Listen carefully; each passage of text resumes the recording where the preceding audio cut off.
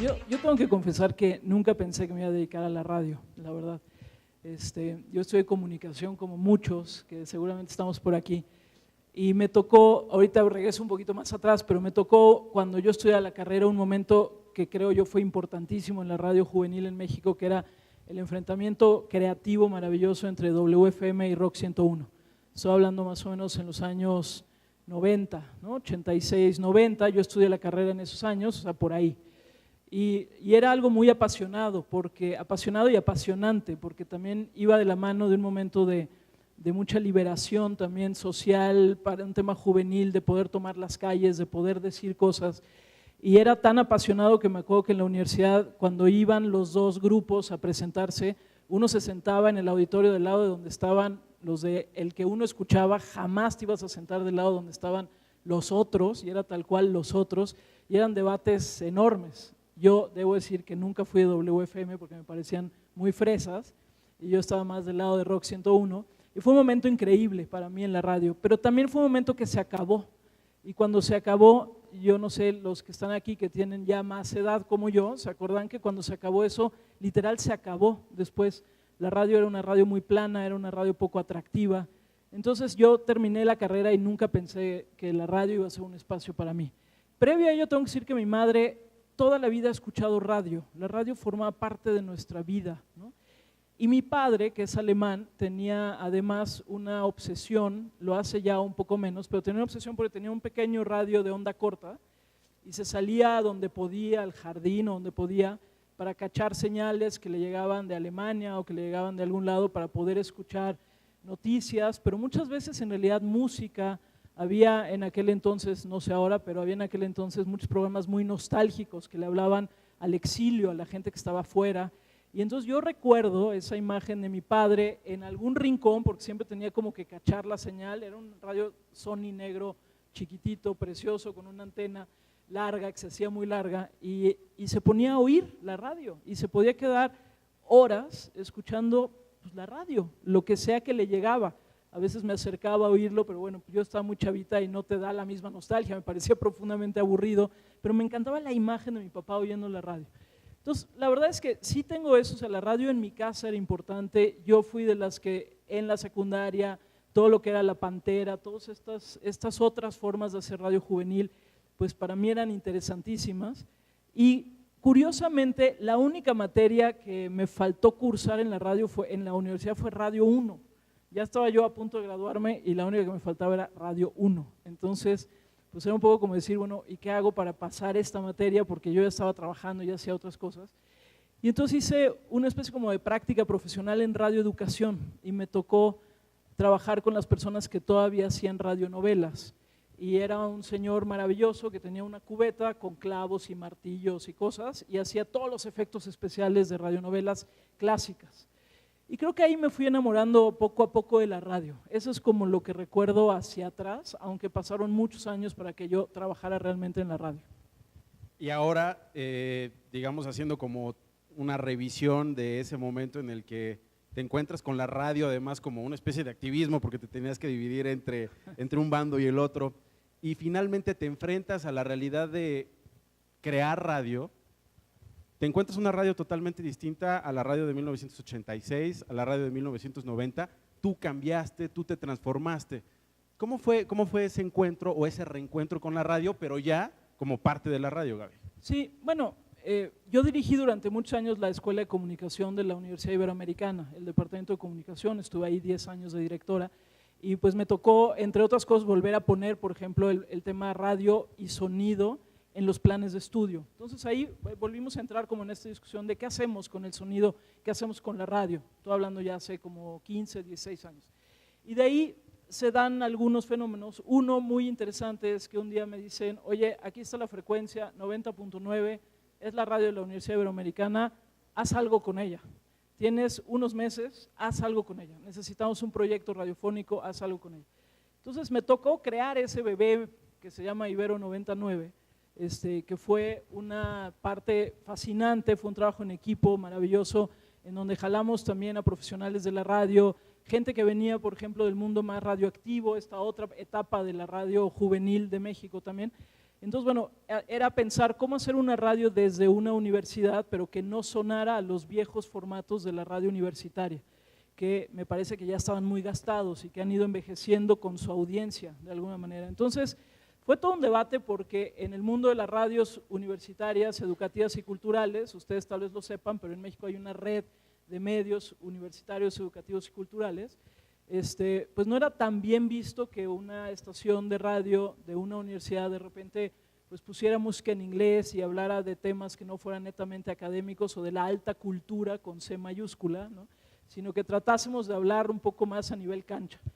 Y una de las cosas que hicimos para crear la estación de radio de la Ibero, porque teníamos un tiempo margen, dado que había que construir las instalaciones y las autoridades del país te dan un tiempo de un año más o menos para salir ya al aire una vez que tienes el permiso, pues hicimos una investigación. Creo que es de las pocas estaciones de radio o medios de comunicación que nacen a partir de una investigación. Y lo que hicimos fue una investigación aquí en la Ciudad de México y en el área conurbada, y quisimos identificar quiénes eran los huérfanos de los medios. Y ese fue el objetivo de nuestra investigación, es decir, quiénes sentían que nadie les hablaba. Y estoy hablando de épocas en donde sí, internet ya estaba, pero todavía estaba un poco lejos, no todo el mundo traía teléfono inteligente o teléfono celular. Entonces, descubrimos en esa investigación que había un sector importante de la población en edades más o menos de 18 a 25 años, no necesariamente ligados a una institución educativa en particular, pero algunos posiblemente estudiantes, y que sentían que todo el mundo les había dado la espalda, ¿no? Sentían que les había dado la espalda el sistema, estaban muy enojados con gobierno, el color que fuera, estaban muy enojados como con el país, había un gran enojo, y estaban muy enojados con los medios porque sentían que nadie les hablaba, no oían la música que querían oír, no se escuchaban, no se veían reflejados. Y entonces tomamos una decisión en la universidad de hacer una radio para ese segmento, que no es necesariamente hacer una radio para tu propia universidad. Yo insistía, si vamos a hacer una radio para la propia universidad, pues mejor pongamos bocinas en los pasillos, sale más barato, y para qué ocupamos una parte del espectro radioeléctrico, mejor hablemosle al segmento al que creemos que le debemos hablar, que pudo haber sido otro, pero la universidad se la jugó por ese segmento. Y entonces pues nos tocó crear un ejercicio muy interesante, porque lo primero que hicimos fue a través de redes sociales, físicas y digitales, invitar a la gente a que nos enviara la música que le gustaría escuchar en la radio, pero que no escuchaba en ninguna estación de radio. Y eso fue fascinante porque nos empezó a llegar, casi todo pirata por supuesto, pero nos empezó a llegar una cantidad de música, y de ahí arrancamos. Empezamos tocando esa música y un poco invitando a la gente, claro, con una curaduría para darle ya un sentido, pero invitando a la gente a que sintieran que iba a ser la radio de ellos. Entonces, ese fue mi primer acercamiento ya más profesional. Y para hablarle a ese sector, hicieron uso de un lenguaje muy particular, incluso lo crearon, ¿no? Hicieron uso también de una campaña publicitaria o de muchas campañas publicitarias para hablarle a ese sector, ¿no? Para hablarle a esos huérfanos. Yo me acuerdo muchísimo de una en particular que le contestaba de cierta manera a la campaña que tenía Grupo Imagen, no sé si te acuerdas. Creo que el spot decía algo así como todos poniendo a México en la misma frecuencia, una cosa así, y Ibero 90.9 decía, no todos estamos en la misma frecuencia. Es que además ahí hubo cosas interesantes. Primero fue cómo le quitamos la palabra Ibero a la radio para que no suene a la fresa que es la Universidad Iberoamericana. Entonces, que es fresa, ¿no? Que es muy fresa, ni modo. Digo, la amo, es mi alma mater, pero es muy fresa. Entonces lo primero fue, a ver, no se va a llamar Radio Ibero, cosa que es tan fallido porque hoy todo el mundo le sigue diciendo Radio Ibero. Entonces nunca lo logramos, pero dijimos, no, le vamos a decir Radio Ibero, no es Radio Ibero, porque Radio Ibero era una radio previa de 300 watts de potencia, que era un laboratorio de radio donde se hicieron cosas y demás, pero era otra cosa. Entonces dijimos, primero quitémosle el nombre Radio Ibero, entonces vamos solo con la frecuencia, y lo segundo fue, si los colores institucionales de la Iberoamericana son rojo y gris, va a ser verde, un verde chillón ahí fuerte. Entonces, esa fue una decisión creativa que tomamos, no tan buena al final, pero esa fue una decisión creativa que tomamos. Y había un tema interesante. En aquel entonces, ahora ya está discutiéndose incluso en la reforma a la ley de telecomunicaciones, pero les cuento muy rápido, es un tema técnico, pero la ley en México establece que entre cada frecuencia en la radio tiene que haber 800 kilohertz de distancia. Si ustedes ven, por ejemplo, yo que dirijo W Radio es 96.9, la que está antes, que es Radio UNAM, es 96.1, o sea, hay 800 kHz de distancia. Y es una cuestión netamente técnica porque la señal analógica, que todavía es la que tenemos, es una señal sucia y entonces hay espurias que contaminan las que siguen. Entonces tienes que dejar el suficiente espacio para que puedas oír limpia una señal. Bueno, Ibero 99 está a 400 de sus vecinos, a 400 de imagen y a 400 de alfa. Entonces, es 90.5 y 91.3. Y 91.3. Entonces, pues las autoridades se la jugaron, pues tuvimos que cabildear un poco con las dos radios. El grupo Radio Centro no estaba tan contento con la idea. Imagen, al principio no le importó mucho, luego ya sí le importó más. Pero tuvimos que cabildear eso, pero el gobierno se aventó a decir, es que sí se puede. Si tú haces unas adecuaciones tecnológicas, y esa radio la trabajamos mucho también con el Departamento de Ingenierías, si ustedes aquí hacen contenidos o trabajan en medios, de repente la transversalidad de conocimientos es importantísima. Nosotros nos sentamos con el Departamento de Ingenierías de la universidad y los profesores de ingeniería fueron los que diseñaron una máscara de transmisión para la antena de la estación de radio para acotar un poco el haz de transmisión. Y así fue como nos dijeron, va, les damos ese permiso. Entonces sí, empezamos con campañas, algunas campañas eran muy provocadoras en ese sentido. También hay que decir que como radio universitaria te puedes atrever a muchas cosas, te deberías. Yo hoy creo que las radios universitarias y los medios universitarios se deberían atrever más. Creo que son los espacios en donde uno debería de probar formatos, probar sonidos, equivocarse muchísimo y cuando te equivocas saber por qué te equivocas, ¿no? Yo les cuento, por ejemplo, una vez hicimos una campaña que se llamaba Territorio Sonoro y la idea del territorio sonoro era ver cuáles son los sonidos que están en peligro de extinción. Entonces invitamos a que la gente nos enviara cuáles creían que eran los sonidos en peligro de extinción y nos llegaron muchos. Pero uno que se repitió con frecuencia, porque se ve que somos muy nostálgicos todos, era el de la canica, ¿no? El sonido de una canica que se cae. Entonces, a raíz de eso hicimos una campaña de identificación de nuestra estación con estos sonidos. Y los escuchamos en una cabina, en un estudio, así todos sentaditos, monísimos, y entonces nos presenta una campaña espectacular. La campaña de la canica, sobre todo, era increíble porque oías como caía así, tic, tic, tic, tic, tic, luego se iba, ¿no? Y bueno, llorabas así de la emoción. Entonces salimos y dijimos, puta, somos los máximos del mundo mundial, o sea, nadie hace sonido como nosotros. Y yo, otra de las cosas que sí hago todo el tiempo, soy una obsesiva de la radio y de las cosas en las que estoy, entonces yo oigo la radio todo el tiempo. Entonces voy en el coche como a la 1 de la tarde, en el ruido de la Ciudad de México, y de repente, nos salimos del aire. Entonces les digo, oiga, nos salimos del aire, y era, no, es que nuestra campaña tan exquisita no se escuchaba en el ruido de la ciudad, ¿no? Entonces, pues tuvimos que quitarla de inmediato y dijimos, bueno, la campaña no convive con el ruido de la ciudad. Y fue un aprendizaje que fue parte, digamos, de este crecimiento, ¿no? Y en aquellos años de Ibero 90.9, Gaby, decías, teníamos todas estas ideas, tenías un equipo creativo finalmente para fundar la estación, pero llegó un punto en que tenían que hacer una curaduría, en el que tenían que definir los contenidos. Cualquiera pensaría que una radio universitaria es crear 3 enchiladas, pero tal vez puede ser algo más complejo, mucho más complejo que una radio comercial donde sabes que solo vas a pasar pop, ¿no? O otro tipo de radio. ¿Cómo llegaron en Ibero 90.9 a diseñar esos contenidos y a diseñar a las voces o invitar a las voces que iban a darle forma a 99? Sí, mira, yo creo que al final no es tan diferente de un medio comercial, si entiendes, como entiendo yo los medios, que son proyectos, que no son solamente una plataforma en donde hay muchos contenidos, ¿no? O sea, yo para mí, si pienso en una televisora o si pienso en una estación de radio, aún hoy en su amplitud digital, creo que son proyectos y cuando hay un proyecto tiene que haber una narrativa que la atraviese, ¿no? Y por lo tanto hay cosas que van a entrar y cosas que no van a entrar, aunque sean muy buenas, pero si no va con el ADN de ese proyecto, pues no entran, ¿no? A diferencia de lo que planteas, o justo en lo que planteas, Nacho, lo difícil en una universidad es que tú tienes todo tipo de discursos.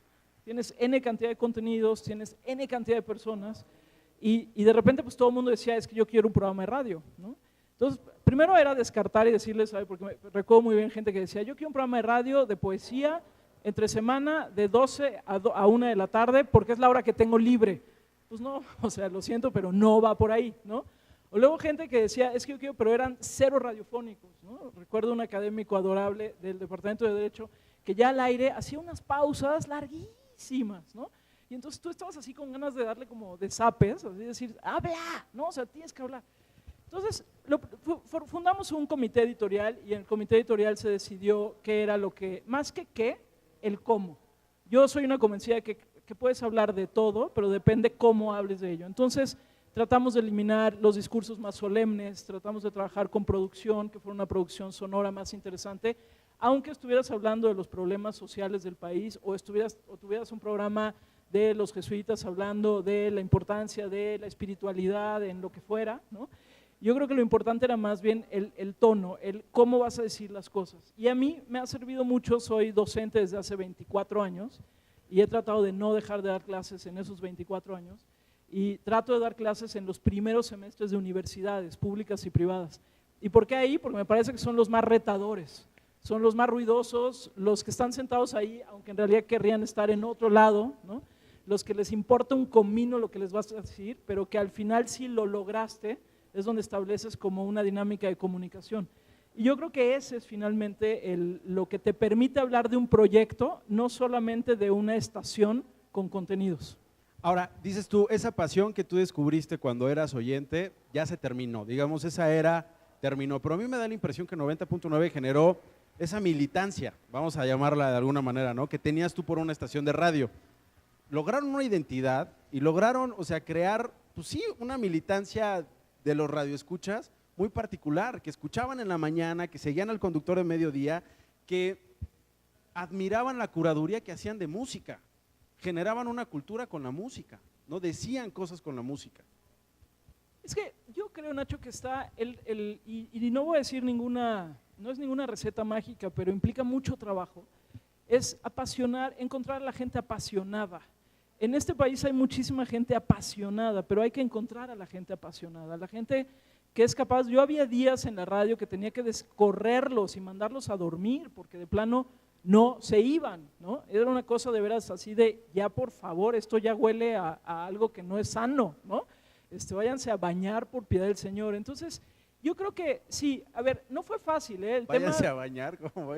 Sí, el tema de la estación de Radio La Ibero nos llevó varios años, ¿eh? Esto no se creó el primer año, nos llevó varios años. Siento que la madurez del proyecto llegó como a los 5 años del proyecto, o sea, no es tan rápido. Fue descartar mucho, fue invitar, y ojo, también en el caso de la estación nuestra de La Ibero, era interesante porque el 80% de la gente que hacía la radio eran voluntarios.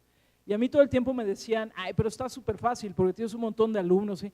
Sí, nada más que el alumno tiene que entender que la radio sigue, no te puedes ir de vacaciones, no puedes no llegar porque te fuiste de fiesta, no puedes, o sea, profesionalizar el trabajo voluntario también implicó ahí como todo un proceso, ¿no?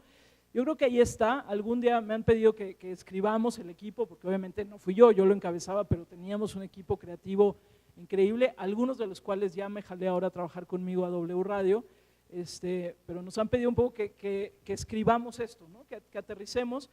Yo diría no como una receta, sino como cómo enamorarte de un proyecto tanto que terminas viviéndolo todo el tiempo, ¿no? Muy bien. Bueno, Gaby, pues muchísimas gracias por haber con nosotros estado unos minutitos aquí en el Content Capital. Vamos a esperar el libro, estaría increíble. Sí, pues ojalá pueda. Y gracias a ustedes, y bueno, pues ahí estamos ahora en W para lo que necesiten. Gracias. Muchas gracias.